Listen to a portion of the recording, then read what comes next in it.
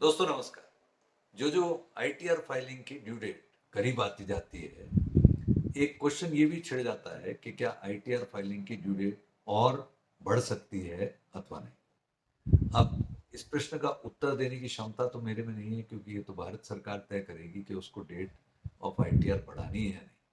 हाँ, as a chartered accountant मैं अगर बोलूँ तो ये जरूर कहूँगा कि साहब आईटीआर फाइलिंग की डेट नहीं बढ़े तो ज़्यादा अच्छा है।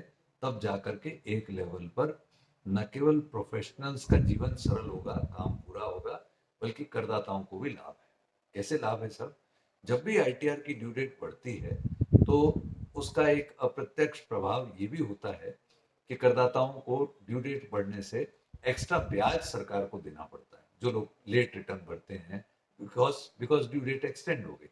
हाँ, अगर इस बार क्योंकि ड्यू डेट तय की गई है मिड ऑफ द मंथ 15 सितंबर, और किसी वजह से मान लीजिए और 7 दिन 15 दिन बढ़ते भी हैं, तो करदाताओं को यहाँ पर इंटरेस्ट के रूप में कोई एडिशनल नुकसान नहीं होगा।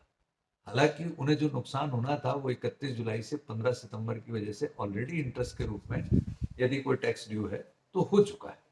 अब मूल बात यह है कि यदि आईटीआर की डेट बढ़े भी तो क्यों बढ़े या क्यों ना बढ़े। तो आईटीआर की डेट दोस्तों मेरी ओपिनियन में इसलिए बढ़ सकती है क्योंकि इनकम टैक्स डिपार्टमेंट का पोर्टल एक इतना प्रेशर की वजह से, इतना एक्स्ट्रा प्रेशर की वजह से, क्योंकि बहुत सारे लोग रिटर्न भरने में लगे हुए हैं, कहीं ना कहीं अटक जाता है, स्लो हो जाता है, चालान पे करना मुश्किल हो जाता है। तो इस तरीके की समस्याएं करदाताओं की रिटर्न को टाइमली भरने में कहीं ना कहीं बाधक होती है। तो ये एक दूसरा पक्ष है कि यदि आईटीआर की डेट बढ़े तो इस वजह से बढ़े।